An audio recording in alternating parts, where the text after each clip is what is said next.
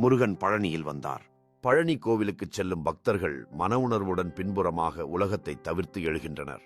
கோயிலில் நடைபெறும் விழா நறுமண மலர்கள், விளக்குகள் மற்றும் மகிழ்ச்சியான மக்கள் கொண்டாட்டங்களை கொண்டுள்ளது.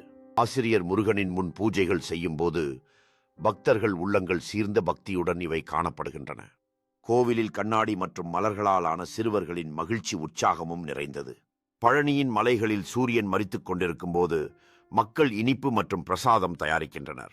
கோவிலில் இருந்து இறங்கும் பக்தர்கள் எதிர்பார்ப்புடன் நிறைந்த முகங்கள் மற்றும் நிம்மதியுடன் செல்லுகின்றனர். முருகனுக்கான செல்வத்தின் மீது பெருமிதம் கொண்ட உள்ளத்திற்கு உள்ள மற்றும் கையால் பிடிக்கின்றனர். இடம் பிடிக்கும் பக்தர்கள் பஜன்களை பாடுகின்றனர்.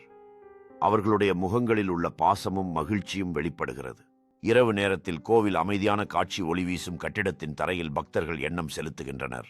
முருகனை நினைத்து பக்தியுடன் மண் வளையத்தை கட்டும் ஒரு இளம் பெண்மணியின் ஆன்மீகம் மற்றும் உணர்வுகள்.